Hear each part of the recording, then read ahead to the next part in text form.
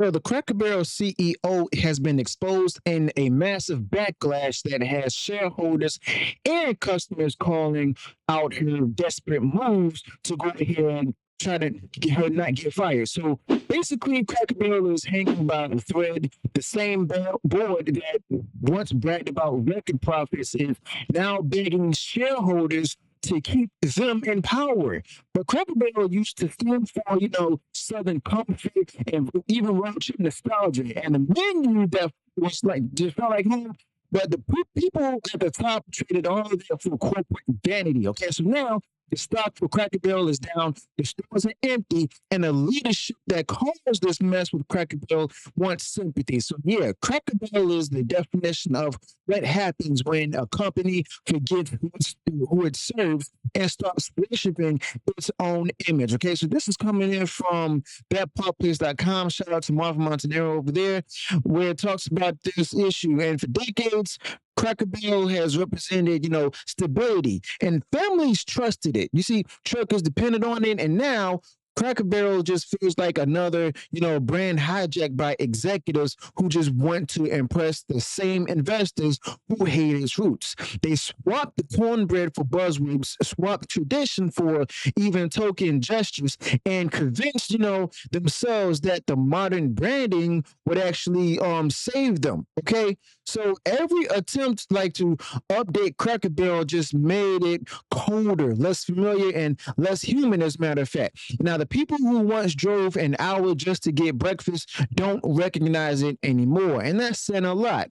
But this CEO keeps pretending that this transformation is progress, but she's the reason the company is in this mess. You see, she took over a brand that didn't need fixing and dismantled it piece by piece. The decisions were obvious disasters to anyone except the people who made them. You see, Cracker Barrel used to be an easy win in a tough market, and now it's just a running joke for investors wondering how anyone could tank something so simple.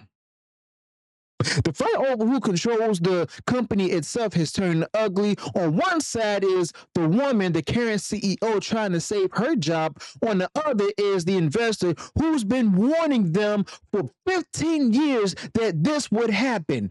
The board's glossy, letters call him disruptive and stuff, but that's corporate code for he told us the truth, but we want to keep our positions. You see, Cracker Barrel's leadership wants loyalty, not accountability. They don't want new ideas, they want applause for the bad ones. And instead of just fixing their bad choices and admitting they're wrong, they're throwing money into PR campaigns to convince shareholders that everything is fine. Well, it ain't. Okay, now the investor in question, Sardar Glory, is not the villain, but he built his reputation by reviving struggling companies that lost their way. You see, he told them to stay true to what worked and not to alienate their customers. They laughed. Then they copied his advice when their numbers started to fall off. And now they're acting like he's the threat. You see, it's the same playbook that we've seen at a dozen of other corporations.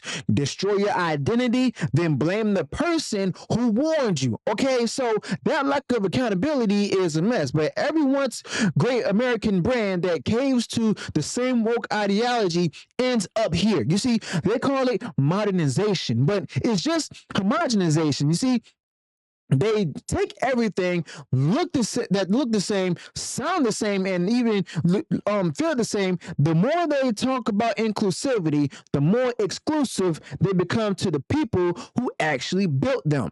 Now, the people in charge see tradition as a flaw instead of strength. And when customers actually push back, these executives hide behind a bunch of woke jargon about stakeholders, and repositioning. But even now, Cracker Barrel's executives are flooding shareholders with letters full of panic. They claim the company is on the right path while quietly reversing every bad decision from the last 2 years. Now they're bringing back older menu items, restoring the decor, and pretending this was their plan all along. They think that a few surface level changes will just go ahead and make everyone forget the arrogance that caused the collapse in the first place. But the public has already moved on. Nobody cares, and the trust is gone. You see, you can't fake authenticity at all. The same leadership that stripped away, that made the restaurant special, can't just glue it back together. Now, you can repaint a logo all you want to, but you can't repaint culture at all. Now, the old time charm that, used to define the dining rooms was genuine. It came from the very people who actually cared. The new crowd at the headquarters only cares about, quarterly reports and online applause. You see, they also act like the heritage is just optional but not essential. Now, Cracker Barrel's letters to shareholders caused, Big Glory's campaign a distraction and stuff. But honestly, the distraction came from the CEO, who turned a beloved family brand into a corporate meme. You see, she introduced alcohol, the mimosas, to the menu to chase trends, remodeled stores to look like every other chain and stuff, and removed a small town character that actually made people loyal in the first place. Now, Cracker Barrel was built on authenticity, but not algorithms. And now the same executives who broke it are calling themselves the saviors. The truth is that Cracker Barrel needs saving from them. You see, you can walk into one of these locations now and actually see or even feel the difference immediately. The walls look emptier. The food tastes like it was made by someone who doesn't care. It used to be a place for that your grandparents loved, but now it's just a waiting area of an airport restaurant. There's no life left in it, and that's not an accident either. It's just the result of bad leadership that doesn't believe soul matters in business anymore. Okay. Now, honestly, the language coming out of this corporate mess is the final insult. Every press release sounds like, it was written by a consultant who's never left New York City, basically. Cracker Barrel used to talk about family, faith, and even community. And now it just talks about, equality initiatives and strategic reinvention. It's a tone that tells you exactly who they think their audience is, and it's not the regulars who actually built the brand, neither the younger ones they're trying to reach out to. Now, Cracker Barrel could fix all of this in a week. Simple. Fire the CEO, cut the consultants, get rid of the board members, and get back to serving real food in real dining rooms with people who actually like being there. You see, customers are not asking for miracles. They just want the company to go ahead and just stop acting ashamed of itself. The foundation is still there. The leadership is not. But until the board admits that, nothing changes. Cracker Barrel just doesn't need, a new identity. It just needs its old one back, okay? So Big Glory is not really promising magic, but he's promising common sense, okay?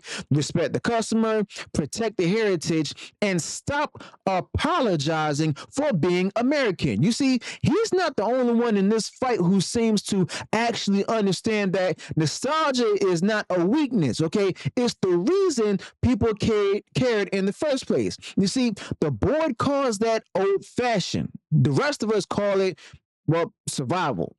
But the media just keeps, trying to go ahead and spin the story as a comeback. You see, they write about, brand rejuvenation and modern appeal and stuff. Like anyone buys that. The truth is that the recovery headlines are written by the very same journalists who cheered that the rebrand that failed. They don't eat at these restaurants. They just repeat press releases. Now, the customers themselves who actually go there know better. They see the gap between what Cracker Barrel was and what it's pretending to be. All right. So there's still some time to save it, but the window is closing. Now, if the shareholders and themselves vote for the same leadership again, Well, guess what? They're voting for another year of excuses, another year of money lost and stuff. Cracker Barrel can't afford another round of strategic pivots. Either the people who understand the culture take over, or the brand becomes another cautionary tale in business school textbooks. Okay, but yeah, Cracker Barrel's decline is just managed. Is not fate. It's management. But this entire fight is bigger than a restaurant chain. It's a reflection of what's happening everywhere. Companies that once stood for something real now bend to every passing trend. Cracker Barrel can call it change all they want to, but everyone knows that it's just surrender. But until it starts respecting the very people who kept it alive, it's just another symbol of how quickly the powerful can ruin what ordinary people built. And if the board doesn't learn that lesson now, well, the company's next big campaign won't be about revival, okay? It'll just be about remembrance. So let me know your thoughts about this in the comments below. Be sure to smash the like button, share the video far wide across social media, subscribe to the channel, turn on the bell for future uploads, notifications, and I'll see you on the next one. Until then, peace.